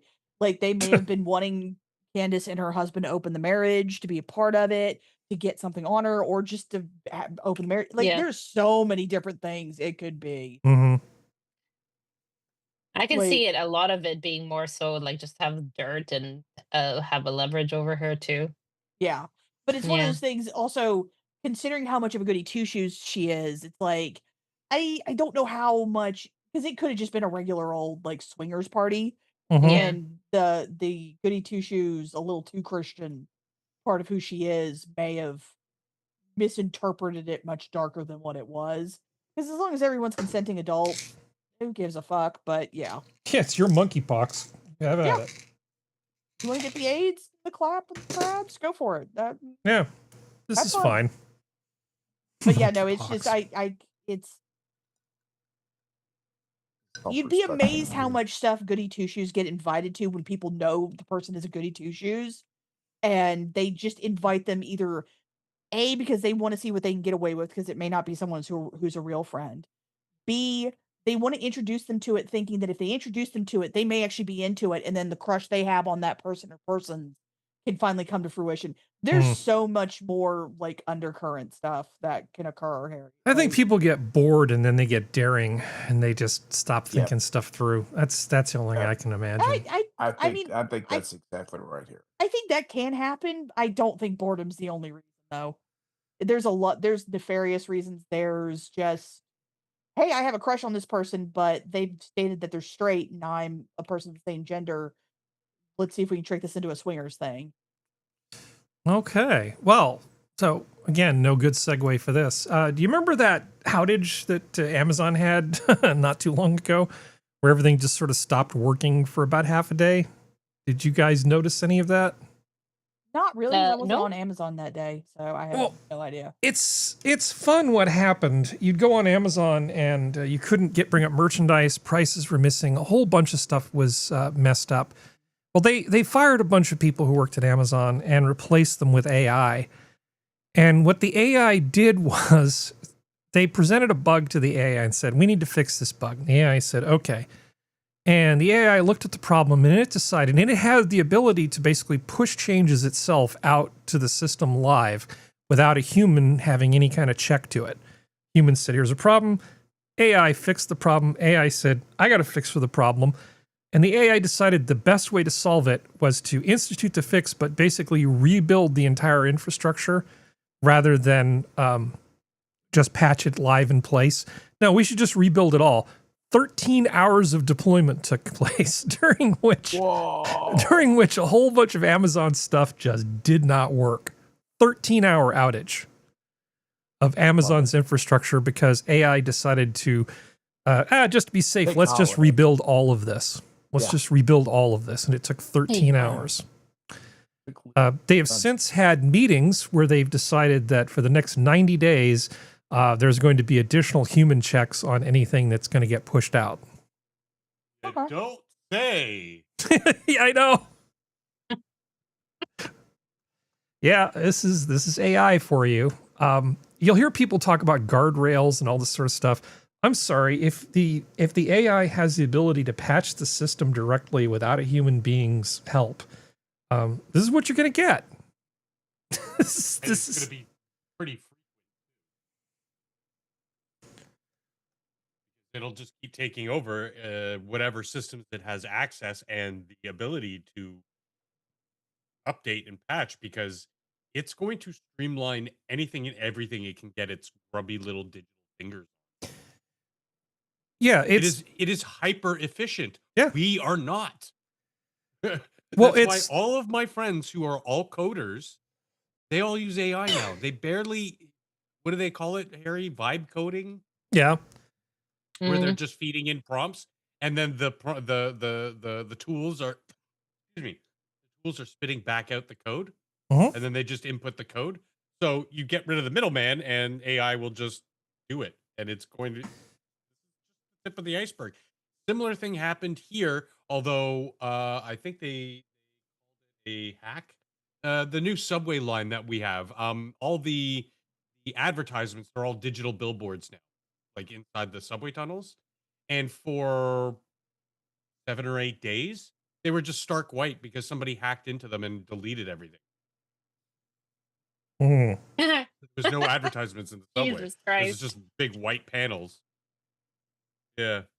And they said, one of the reporters said something along the lines of like, well, why don't you turn them off to save electricity? Because you're apparently you're so worried about climate change, and this is such a waste of electricity. And they said, well, we can't turn them off. Why? Hold on. Cat turned What? Cat turned on the AC. No, but what do you mean they can't turn it off?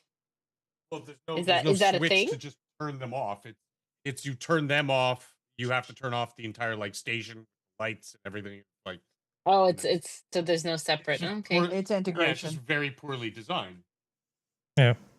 So one of the tech channels that I sort of loosely follow did a parody of talking about this event. So all of our servers are down. Don't worry, I got my AI Oh, I agent like to take her. care of it. Don't you think you should supervise him? No, he's got this. Right. The fix is complete. It's still not working. The fix should be completed. Nothing is loading at all now. What did you do? I deleted the production environment. What? Don't worry, I spun up a new one. How long is that gonna take? Just 13 hours. That's too long. You need to do something. I can't do anything. You know management wants us to use AI. I can't believe this is the thing taking my job. All of our servers are down. basically, that's I've deleted it. that's what happened. Yeah, I mean, it's going to give all these incompetent, unskilled people the ability to have these jobs that are just going to. Things are going to. It's not going to. It's Yeah, got to nuke the site from orbit. It's the only way to be sure. don't let AI have access to the launch button. God's sakes. Or do, as long as the launch button does a full annihilation, then we all go. It's Yeah, fine. we all go together when we go drink. Hey, Kim Jong Sora. What? Sorry, what? I said, okay, Kim Jong Sora. Yeah. All right. Well, let's see. Amazon. Well, we got that done. That was from last week. So there's a bunch of stuff we didn't do. So somebody recently, I can't remember who it was. I think it was either Serenity. I think it may have been Serenity. You brought up color blindness, didn't you? Or is she gone? No, I'm here. You're going to give me a context. Yeah. Well, somebody was talking about it, and what that reminded me of was this tetrachromacy, which I can't remember if I've mentioned or not, that people actually don't have the same number of receptors for color. So this happens, it's actually linked to the X and Y chromosome. So this doesn't affect men, but some women can have additional color receptors, meaning that they can see differentiate between millions of more colors than the rest of us. It's an extremely rare condition for somebody to have 4. But having 3 different kinds of receptors, because even with 2, you can see, tens of thousands of colors. Men get by just fine. knowing the difference between different colors of blue that we paint our cars. we're fine. Or knowing the difference between hunter green and British racing green. But the people who have these extra color receptors can see millions and millions of different colors and see the difference between them. It's kind of a fascinating little mutation that people have. I don't know. I didn't know if this is what you were thinking of when you were bringing things up. It very well could. I do know that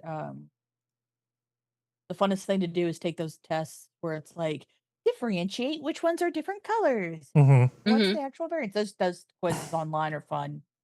Yeah. What number do you see in this circle? Yeah. That kind of stuff too. Yeah. It's I have it. fun.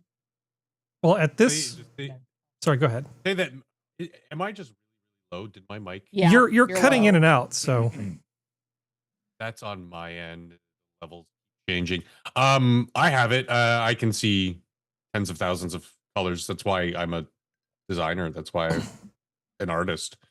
It's extremely rare in men, but it's less rare in women. And the base genetic difference between a woman's eyes and men's eyes on average is quite substantial. Most of my peers in college, well, first of all, it's a female dominated field, but they did this test in one of the classes, and it turns out that me and one of the other guys could see into the further spectrum of colors, and it was a cool thing to know, because it was just like, I don't know, I can see color. I didn't think anything weird of that for the first 20 years of my life. No.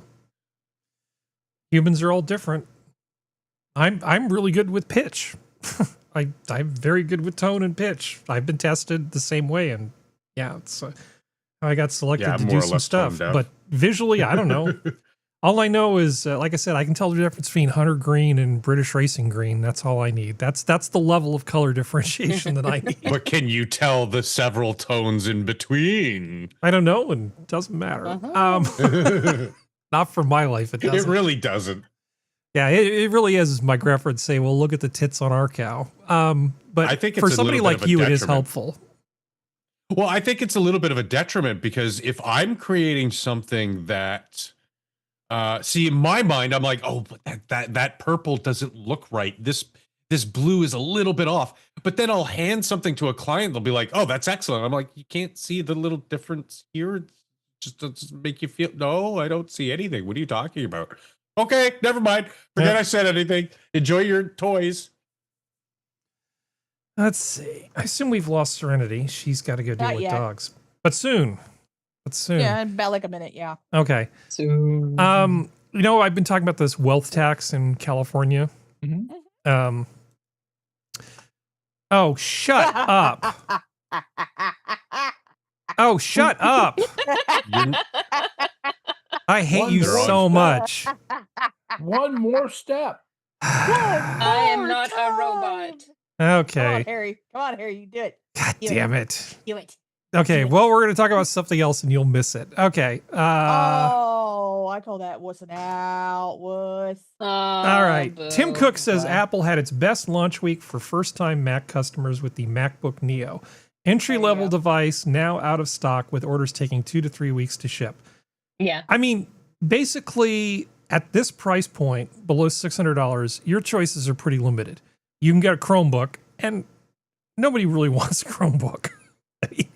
Not anymore. It's like a great thing to sort of give when you've got to buy like hundreds of them and give them to students in your elementary school district. Okay, fine, Yeah. Chromebook, right? Yeah, because it also makes it easier for the kids not to do stupid shit. But yes, Apparently, it's replaced. Like it's a repairable MacBook too. yeah, that was the big thing all the techies have been talking about is the fact Yeah, that because it's you can take it apart. A lot of the parts that usually is soldered is not. Well, there still is, but a good chunk of stuff is replaceable, which is exciting for them. Well, to run like web browsers and email and do your homework and just type documents and stuff, this is a great product. There really isn't a lot of competition when you look at build quality, battery life, available software, and everything else. I mean, yeah, you can get an Asus I thing. want an Apple assassin. Speak for Yeah. yourself. Don't Assassin- generalize. Well, Yeah, okay, Assassin so Especially. for people who don't like Apple, this is really going to force some of these other people to up their game. There are some new Intel laptop chips that are probably going to allow them to make better things, because right now, Apple's kind of leapfrogged everybody at this price point. I don't think there's a PC at this price that can touch it for what it is. Is it an actual PC though, or just a glorified tablet? No, it's an actual PC. The phone, basically the OS, Mac OS, and the Apple iPhone OS have sort of become one and the same thing. People don't realize Android is essentially kind of like a Linux core, right? So the difference between like a phone, a tablet, and a computer isn't as much as most people think. It's lots of UI stuff. And the chips that are in the Apple phones are so damn good that they're quite happy just running like a small tablet. You're not going to have a lot of power to do things like video editing and stuff like that, but it'll still play video games at 30 frames per second. And it's cheap enough that, you know what's great about a cheap laptop like this is you can take it with you somewhere, and it's like having a beater car, a car that runs well but's got a bunch of scratches, so you don't care if somebody opens the door into your car. Yeah. When you're walking around with something that's $3,500, you know it. You feel the weight of the responsibility of carrying around a $3,500 computer. It's not fun. I don't know. It kind of stresses me out. I mean, I would be mad if something happened to this, but I wouldn't want to. Better not say what I was going to say. Bad analogy on YouTube. Punch someone in the throat? Yeah, or do something to some part of my body. I wouldn't totally like lose it if I ended up like running over this with my car, for instance. Assassin, it is okay. It's completely understandable you cannot do your 3D work on an Apple device. That is a completely valid statement, absolutely, for what you're saying. People liking Depends Apple on the is Apple not. device. Yeah. Well, but it's like what 3D work people like Blender? What's he using? He uses some other things. He actually went to school for it, but yeah, it's not propaganda for people to like Apple. The cell phones for me that have lasted the longest with the least issues have been Apple phones. Like, and the thing is, with this Neo, the what's annoyed me the most about most reviewers who review on this is they keep, and even the ones they say, oh, we're going to do laptop reviewers, we're professional laptop reviewers, we're going to do only the basics. They will always fall back on, yeah, but we started seeing stuttering when we started to do even the basic of video editing or photo editing. That's not what the general consumer is using this for. Yeah. It's so frustrating. Like for the last couple weeks, everyone's bringing up, well, you can't really do this. Yes, you can run a bunch of stuff, but we noticed stuttering and this one guy who's going on and on in one tech channel. He's like, look at how it kept freezing when I was trying to process my video that I was making for another review. But that's the thing. This is not going to be for that, because they're trying to say is like, well, if you're going to pay money for this, why don't you just get a refurbished second, third hand M1, M2, whatever that's coming out? I'm like, because sometimes someone just wants to have their own brand new computer that has not been secondhand, that has not been refurbished, and have just basic everything all in one, and this is what that's for. It's actually really exciting, whether or not, and it's even if it's just going to shake up the industry a little bit, maybe that means that Windows is going to bring out a better computer, or Chromebook is going to up their game, or whatever the heck, right? That's good. That's what you want in the industry, because then you get way more options, and then it'll be a competition, which is what you want, especially with all these like people not having access to chips and shit because of AI. But what this is perfect for, and it is kind of marketed to the Gen Z student, because it's fun. You can totally play your music. It has the power. I've seen the girlies who are reviewing this play The Sims, without any problems. I think someone may Mhm. have played even Minecraft with minimal issues. Like they're just for ha-has. Like they're not saying buy this to play this, but just to say, hey, if you're a cozy gamer, can you still play certain things? Like, yes, you can. Is it going to be at the top tier level of graphics or whatever in your settings? No, but it's doable. A lot of it is Yeah. still doable. But for the like, I'm thinking as a student, you are running Pages or your Microsoft Suite or whatever.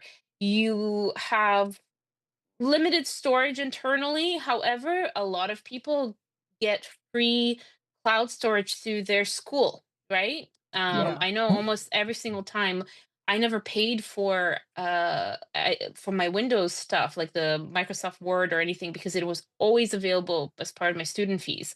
So I always had access free to those. I just logged in with my student ID. So you have all of these things that are free if you are a student in a lot of places. So you're getting all this wonderful stuff that you can use it for, and it looks really pretty, and it will still be okay for the next several years. I think if you're planning to use this for a 4-year degree, it will 100% last you if you don't throw it to a wall, For at most least for majors. that. For most And for majors. most majors. So for Yeah. most majors, I'm thinking of a Bachelor of Arts, so, humanities, something like that, right? I'm not talking about like a fine arts degree where you do need, or you're going into your digital stuff, or you have to use very specific softwares. I can see maybe that not working on this one, or you needing a higher processor or whatever. But in terms of your basic Bachelor of Arts humanities student, this is going to be more than enough. And I know it's a lot cheaper in the States than it is in Canada, with even with the student education. Because like if I were to buy the one with the thumb ID, which is the higher internal storage one, it's like the 500 something gigabyte one, plus the 3 years of Apple coverage, it's about $1,000 with tax Canadian under the student, like the education discount. So it's less than a cell phone, and you can definitely 100% this will last for a good 4 years, I think, if Yeah. you're gentle with it. So I think that's pretty decent, right? Yeah, it's not like $200, but Well, it's not a and Chromebook, which is like good. and why I like buying things from Apple directly, okay? Because I know this is where the you're part of a cult mentality is that I have had the best service for replacing, fixing, even after the fact that it's been years when my Apple coverage ended, the Apple Care coverage. I've gone in thinking they're going to tell me might as well buy a new one, it's going to be cheaper. And I've had them say, hey, I see you are a longtime customer. You know what? We're just going to give you this replacement, or we're going to do this stuff for free. We're Yeah. covering everything. And maybe that's a one-off and I'll never have that again in my life, but I've always had really good customer service. And I think that is something that's great. Yes, Yeah. it's expensive to buy into this club, but I don't buy a lot over time. I want things to last at least 4 to 6 years before I ever replace anything, or even more. Like Yeah. it's going to be almost 10 years having my last laptop, right? Yep. And now I'm thinking about, oh, because it's pink, I want to get a new one. So and it's still fine. It's slowing down, and I definitely am not using it for anything, especially since having my desktop. But still, I think. Oh, and when I open my old laptops, by the way, they are still going. Yeah. They still run. Yep. And they're like my oldest one is from 2008 MacBook Pro, and it's still fine. You can't do shit with it, but all my files I can open up and it doesn't get hot. Yeah. And Yeah. all I've done is just replace the battery, Yeah. because those are still self-replacing. Well, I It's can like speak to Assassin's use case. Sorry, Serenity, you go, and then I'll say something. well, it's just like like Sora said, like if you're just a basic student in the liberal arts, or even going down the law path, or a doctorate student, whether going down the medical or not, this is a good laptop. If you're in your last year of high school and your parents want to get this before you go, because Graduation I gift or yeah, something. Yeah. and I've had really good experience both with used and brand new Apple stuff. My MacBook Pro is 11 years old, still runs perfectly. It gets a little bit hot, but I can still access stuff on it. I can still run stuff on it. I can cloud game on it, no problem. I and I've had laptops that I've paid more for that aren't Apple that die in 3 or 4 years. I get it, but at the same time, at least in my experience, this stuff, Apple stuff, reputation is earned. And and down here in the States, under $600 for a brand new laptop that can do the stuff that you want to do. Heck yeah, man. Well, it's not good for a lot of 3D stuff. Certainly, it's not a power. yeah. This isn't a power user machine, but it's not supposed to be. It's cheap. It's well built. It's secure compared to a Windows laptop, and you cannot make a strong argument for saying that the Mac OS security isn't infinitely better than the Windows security. It's not perfect, but it's a lot better. And as a student sort of thing, you know, with the battery life and all the other stuff, it's a great little machine at a pretty at that price point. Now, for 3D stuff and stuff where you're doing engineering, the great thing that's going on now is you can get really good used cards, because it's not just like you do with gaming. You really want a lot of memory on the GPUs themselves. So things for engineers, RTX number. That's what you want. You want RTX. You want those types of cards when you're doing a lot of engineering stuff. And so a lot of those really good engineering grade cards from just a couple years ago with 24 gigabytes of memory on the card, those are available now for cheap, and you can put them in a PC or a Linux box and go to town. There's so much great stuff floating around out there. And the advantage of something like that is it might be set up for PCI standard 4, and you know, you're able to get that memory more cheaply than the PCI 5, you know, PCI 5 stuff that's out there. That memory is really hard to get a hold of.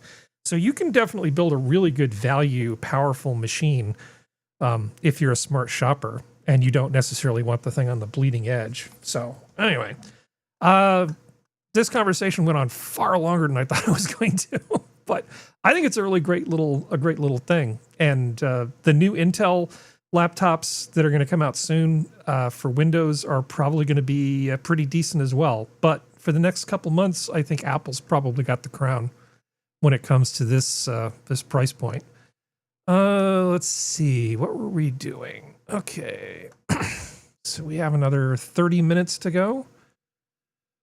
All right, let's see. The spreadsheet is very, very long. See, we talked about gasoline. Let's see if I can actually get that thing to load that I was going to show you a moment ago, and then it complained at me.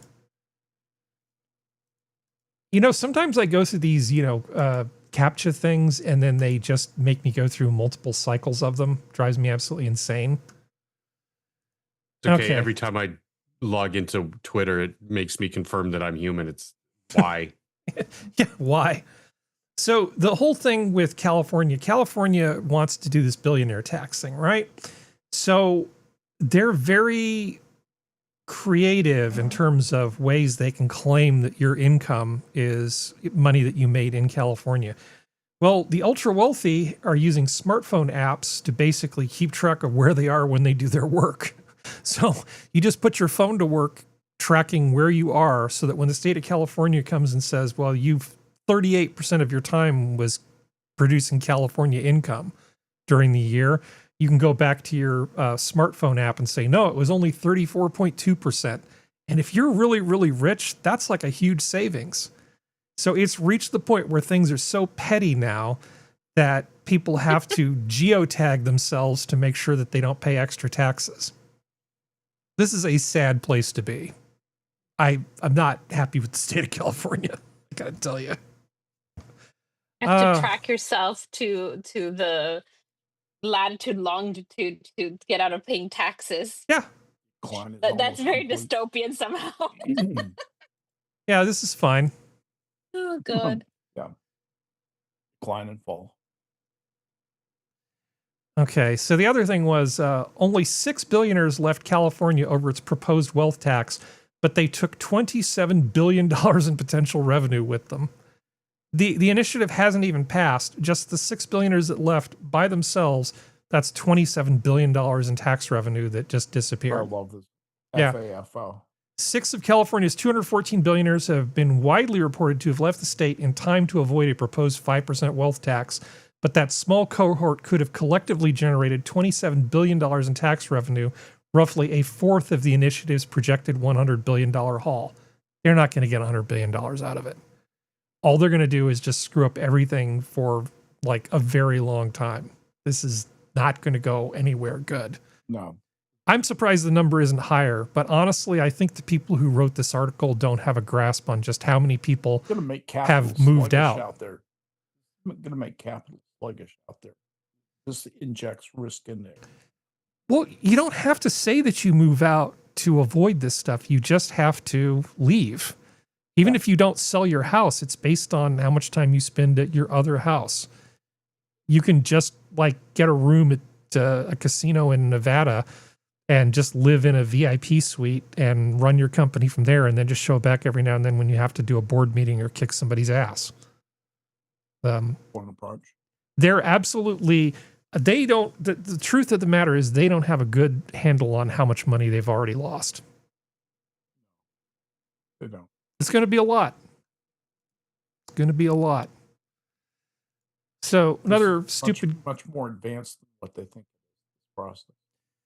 So they've let so many people out of jail with restorative justice and stuff that they were able to close 5 prisons. They're thinking they can close one more, but the debate that's going on right now is, well, do we want to force all the prisoners to double bunk forever?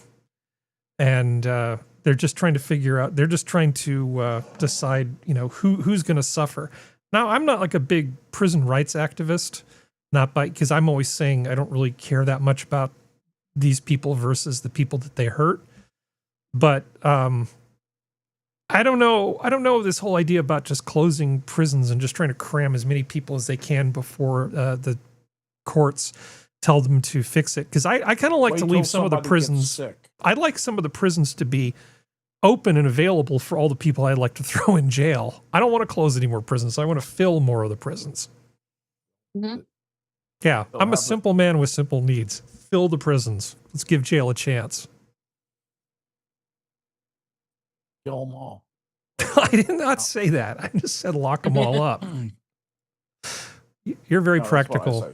I know. I've always had a practical turn. Yeah, it's fine. Well, speaking of the rich and famous, the Emir of Dubai is so rich that he has a Boeing 747, not for himself, but specially converted to fly his famed racehorses around the globe. With vets and grooms on board, the horses get bedding while pilots ensure gentle takeoff and landing for the utmost comfort. Now, there's like FU money, and then there's this. Yeah. That's pretty great. This can't be described by money. This is a condition. I mean, there's like the levels of FU money. It starts with like expensive cars, then boats, right? Yep. Then horses. This is just silly. Then vineyards. I mean, because a great way to lose money is to buy a vineyard. Oh yeah, right. And then you go back to boats again and go for like yachts. Yeah. And then there's like this huge chasm between those people and this guy. You know, because he went all the way to horses and then multiple horses, and then he bought a 747 to fly his horses around. Nice. Holy cow. That's a lot. A lot of horsepower. Well, considering how much these horses are worth, I think this isn't as foolish as it might sound. How much are they worth, Harry? I have no idea. They're millions of dollars a piece, I'm sure. Oh, yeah. I mean, these are some of like the finest polo horses and race horses in the world, aren't they? If they're that, you have a $10 million horse, no problem. It's a whole new level of FU money. Yeah. The economics. Well, while I was reading about this, I guess United is getting some new 787s that they're going to have outfitted for ultra luxury. And they're going to be running them from San Francisco to Singapore and San Francisco to London. And these things are going to be, I guess we're getting into this competition with Emirates and places like that where you essentially rent a suite. that's what you're going to get. So they're going to have this huge first class section with suites, and they had an what's that Osta something caviar, Sora? What's that stuff called? Like the really what do you mean? expensive one that starts with Ost something, the Russian caviar. Can't remember. Anyway, so they have like an amuse-bouche of like world-class caviar that you get. You know, that's the level of stuff we're talking about. So 99 people in a plane that normally would hold 400 something. Man, the divide between the proletariat and the rich people when it comes to air travel is pretty huge. It's a lot. I'm just kind of amazed that there's that much money, but I guess business people flying to and from Singapore have needs, and you can't really accomplish those with shitty tickets and coach. If you look at how much a person's time is worth, there are people who it makes sense to do this with. Is this business class or first class? This is like premier class. Because there's a difference. Yeah. Business class is basically nowadays like economy plus, you know? You're still pretty, like depending on the airline, business class is still considered pretty gross. But if it's if it's like just for first class and they're doing these suites, then yeah, that would be amazing. Yeah, so let's see. I wonder if they're going to do like provide you with the pajamas and all that kind of stuff. And I don't even remember which airline. It has to be one of the like Middle Eastern ones. They have like Emirates showers. The Emirates ones that have showers inside and stuff like that. Yeah, that's pretty cool. I'm not done with doggies, but I saw about racehorses. What is this conversation about? The Emir of Dubai has his own private 747 that's just for horses. He can fly them. Yeah. That sounds about right. Yeah. Yeah. It's fine. Pretty cool. I mean, like I understand assassins because they have oil and whatever. We understand that, but it's still like Yeah. The horses, we know where they are compared to the humanity in that that country. It's nice to know where I am in the pecking order. So here's the horse rights, human rights. Here's the thing. So it says, starting today, travelers can book seats on United's most premium international aircraft yet, the 787-9 Dreamliner with the United elevated interior. Unveiled last May, this new aircraft has been redesigned from nose to tail with 99 total premium seats, the highest percentage of U.S. carrier, and marks the introduction of the airline's new United Polaris Studio suites. 8 lie-flat, all-aisle access seats that are 25% larger than the standard United Polaris seats with privacy doors. An extra ottoman seat, exclusive entree options, and Osetra Caviar amuse-bouche service. God damn it. Cool. New amenity kits with elevated skincare offerings, wireless charging, Bluetooth connectivity, and a huge 27-inch 4K OLED seatback screen. So in the cheap seats on this plane, which are not so cheap, you get a 13-inch screen. So that's how you know by screen size where you rate. Size matters. So I have a question for you. I wonder what's going to happen when they have to change the plane for some reason. Yeah. That's happened before to me where you purchase and you're going to be on a specific plane. So you're like, "Ooh, this is the new one and everything. Yeah, okay, I'll upgrade my seat." You check in, you get to the gate, and there's been an issue. Maybe there was a maintenance issue or they oversold or something's happened and they last minute they changed the plane and you get a much older model. Now, you might still be in the same class, but the quality of what you're getting is definitely not what you were expecting. And there's nothing you can do, at least, because you still have a seat on the plane. It's still in the same cabin that you've purchased. It doesn't matter that it's not worth what you've upgraded. Imagine what's going to happen when it's going to happen for this, because it will at some point. People are going to go out of their way to try, they're going to use their savings or their points or whatever to be on that plane, and something's going to happen and they're going to change it over to one of the old ones. Yeah, that's going to suck. Yeah. So it's I hate when they say specific book on this. I'm like, yeah, I don't trust you. Because I've seen, and then I've seen videos of people it happening to them, you know, with certain things. So Yeah. Yeah, rich people problems. unless there is a 100% guarantee, and with the ability to, if you have to be rebooked to another plane, being refunded the difference, or getting a flight coupon or something because people travel. That's fine, I suppose. At a certain point, though, it just makes way more sense to just charter a jet of your own and not I have to suppose fly if you with the have that level riffraff. of money, right? Yeah. You know what'd be There'll be a party in the back with Candace Cameron Bure. No, just kidding. Demonic sex party on the plane. Can I show you something else that's terrible? I actually almost forgot about this, but a stock that I bought a significant amount of, I was thinking AI was going to inevitably drive it up, and it did for a while. It came all crashing down just the other day. Supermicro stock sinks 33% after co-founder's indictment. So it turns out what happened? That one of the co-founders was illegal. Well, he's been indicted for allegedly shipping AI parts, you know, like GPUs and stuff, high-end GPUs that are embargoed to China. So while he was running his little business, he's like, oh, I'll just, you know, just funnel some AI GPUs to China. It'll be fine. So he's indicted, and the company's stock slid 33% in a day. Whoops. Yeah. Yeah. That is devastating. That company. It was not good for my retirement fund, I gotta tell you. No. Sorry, man. Yeah. I've never had a stock that I own drop 33% in a day before, but I guess illegally moving stuff to the Chinese that's embargoed, yeah, that's a pretty good way to do it. Hmm? Yeah, I didn't have this on my bingo card, Skep. No, I understand that. I would be surprised too.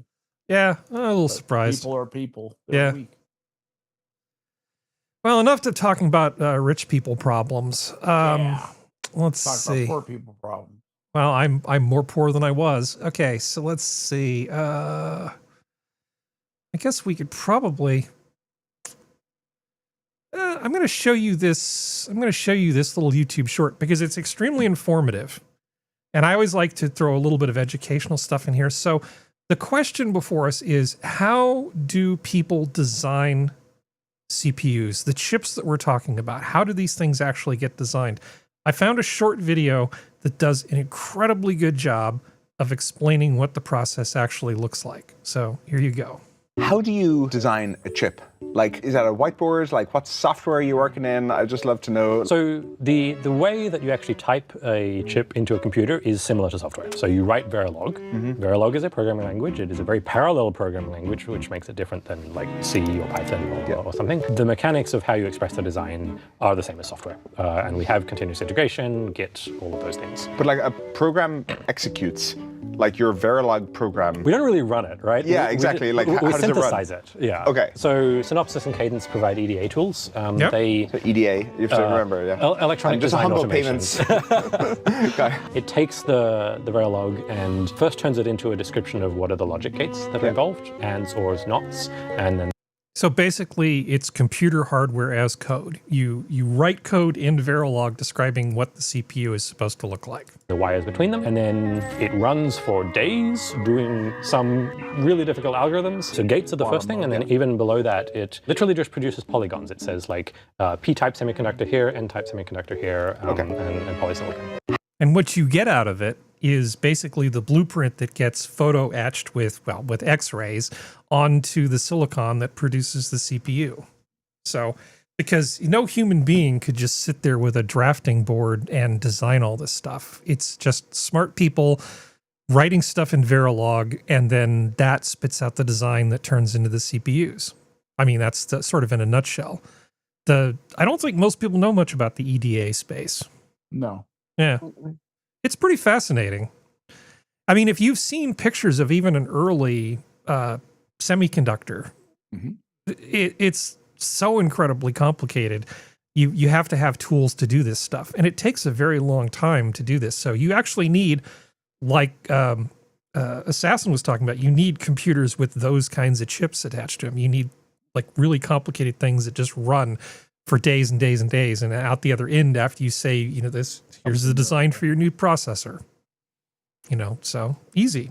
All right. Anyway, sorry. Yep. Educational interlude. AI do.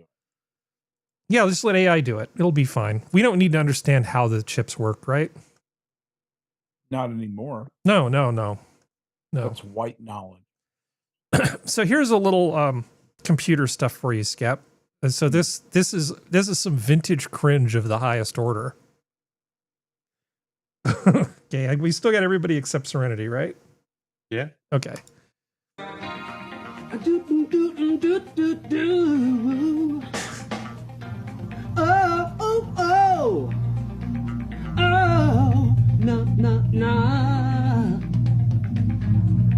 Okay, let's listen back to this. Because you just recorded what you were singing into the mic. Yeah, and we can view this. So along with the MIDI capabilities, this was state of the art, right, Skep? It Skep? also gives you the ability to manipulate and There see you are. digital audio. Look, you get a let's listen to that waveform. back, and you can see the bouncing ball just like the other program. Gives you an idea where the bars and beats are. And there you are. And this was hot shit. This was exciting. I remember when I had my old Atari ST, and I was actually doing work on, I wrote some stuff using discrete Fourier transforms. And I essentially built my own lab equipment doing these things to essentially figure out what the frequency response of different parts looked like.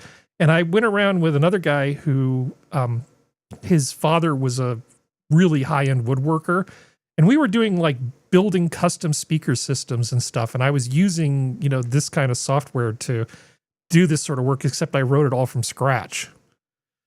Back in those heady days. You could do it a lot with like an 8-bit audio sampler. You don't even need super complicated stuff like they have now. But him singing into that microphone was pretty cringe. Yeah. It was pretty bad. Yeah. You couldn't pay me enough to make that commercial. I mean, I'm sorry. It's so bad. Vintage cringe. Couldn't pay you enough because Newscom's gonna just take it all anyway. Yeah, of course. You know that chef reaction guy that we've looked at a few times? Oh yeah. He has certain people that. Okay, there was. Good night, blue-eyed. Oh, good night. One thing I like about the guy is he is kind of wholesome the way he's really nice to old people. Have you watched enough of his content to know what I'm talking about? Oh yeah. Yeah. So there's like this little example okay, here. Hey, no, not and a lemon. Oh yeah. This is targeted Jamaican content, and I'm not mad at it. No. And that lovely yellow apron as well. He's so sweet on little old Professional ladies. zesting techniques, like you hold It's the so microplane that funny. way so that all the zest gets caught in the microplane itself, so it Because he's just kind of an angry bastard and he hates everything, but he loves little old ladies. doesn't go all over your. I don't think he's cutting boards or whatever. angry. He's kind of angry. What is she making? It doesn't fucking matter. like saying Shouldn't have that said I'm fuck. angry, Harry. Regret it immediately, kinda but here we are. I'm not. She could literally throw this against a wall, and I would still be like, "That's a great job, She's Nana. making little Can I parcels. please have some of your Waldo?" No. Where's Waldo? So beautiful. Oh. Yeah, I don't remember what these are called. They're called My delicious grandma is what made they're them called. all the time. Yeah. And then they're getting Dust with sugar. powdered sugar. I Yeah. would eat that. Probably Oh, lemon. It tastes like lemon. Like, give me a Yep. give me a nice double espresso, and I'm mangling that whole plate. Oh, I'm hungry now. Yeah, that's 100 out of 10. I stand corrected. That's 1,000 out of 10. Yeah, Yep. he's so cute. He's so sweet on little old ladies. It's the best. Well, they're the best. It is the best.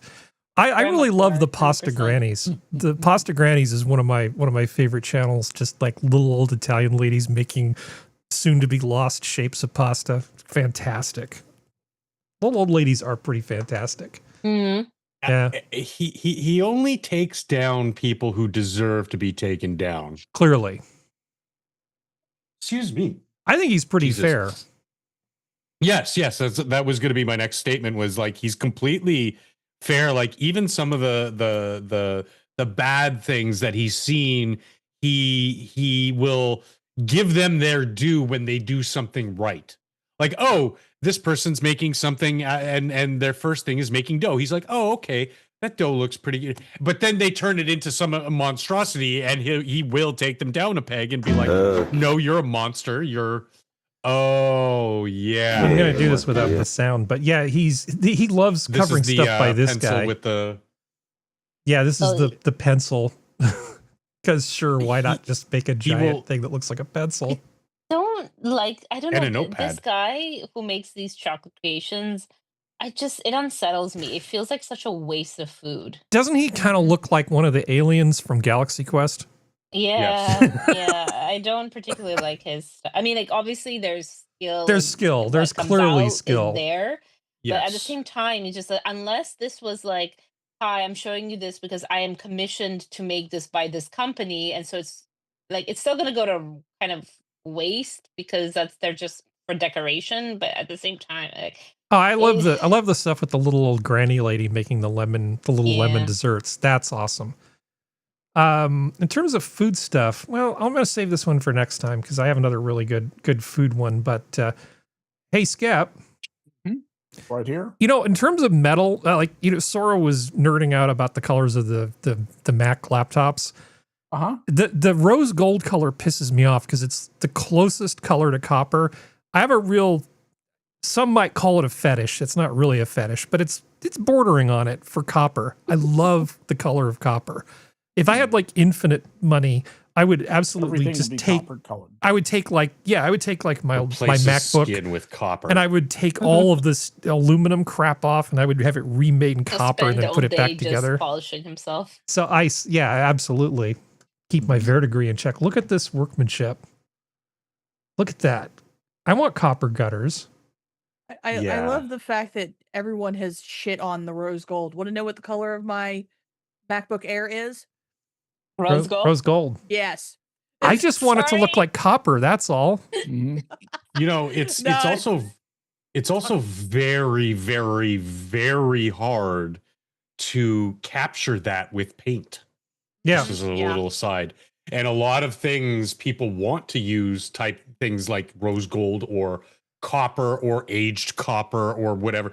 And so you have to use a lot of different specialty paints and techniques and stuff to get it done. But I have so much respect for the actual copper work because it's so beautiful. It's got such a rich just tone and feel to it. And I love my old I remember when I was a kid, my mom had a complete copper set in the kitchen. I loved using it. Oh, Those it's the big best. copper pots to make ossobuco or something. It just, oh god. If you're doing jam making or anything like that, and sugar work, you almost have to use copper. Yes. For sugar work, there's no substitute. There's no other thing that works as well as copper for that, or for jam making, a big jam pot. You can fake it with the jam, but sugar work, you're stuck. You have to use copper for that. God, what was I going to say? Oh crap! The thought just crept out of my mind. Sorry, brain fart. And bronze is remarkably strong. Like people don't seem to understand how strong bronze is as well. Bronze is great metal. All metal work is pretty cool. I've told you guys I really love the Repair Shop, the show that's in the UK that's on the TV. A bunch of them are on there, and they have goldsmiths and silversmiths who do all kinds of work and restore stuff. Man, that must be really satisfying at the end of the day to know that you fixed something like that, to restore some piece, whether it's silver or gold or bronze or pewter, just any of it. Man, metalwork is just the best. I really, really like it. Yeah, to restore something.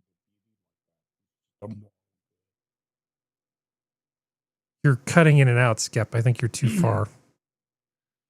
Just restoring something like that is a simple moral good. Yeah, it is. I really, really like it. Gosh, I wish I could remember what I was going to say. Oh, well. Sorry. Did we move away from it just because it's much more expensive than using things like steel or tin, Copper is soft. aluminum? and Copper's it very scratches really easily. The And also, advantage of copper is it has really fantastic heat transfer. So, you know, when Yeah, you're that's why cooking we with use it. copper, got it's an fantastic. electron shell that says, let's get moving. Yeah. Yeah. Yeah, let's get busy. It's really highly is. conductive. It's not as conductive as silver, but it's a fantastic looking metal.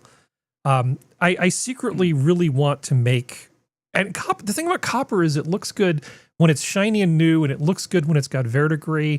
It looks good at every phase. You know, clean it, don't clean I it. love It the always looks burnished good. Steampunk copper thing. I love that. Dude, I really want to make a keyboard that's got like copper elements. It's like almost kind of steampunky. It's this thing that I've been keeping an eye on. Like they've got metal keycaps, or maybe just have the frame of it be that, and then maybe go for like a jade green keycap set kind of thing. I don't know. I haven't decided yet, but I really want to make a copper keyboard at some time. That's stupid. I'm being self-indulgent. Okay. So let's see. So this is probably better for after the show. Let's just not show that right now. Is Assassin still with us? Again? Huh, just kidding. Huh? Is Assassin still with us? Yes, Assassin Okay. appears to still be in chat. All right, I can show this then. So this is Okay. Steve Irwin. The A10, fuck yeah. Steve Irwin got a chance to look at an A10. I don't think this is AI, so let me just kill the sound a little bit here. Army and the Rangers just love these. It's all designed around that gun. Have a look at them. They're designed to be able to handle, take a bit of firepower, a few bullets. That's nothing to these diggers, mate. Wow, they are some big bullets, biggest bullets I've ever seen. And this whole plane is designed around this 30mm Gatling gun. Designed to kill tanks.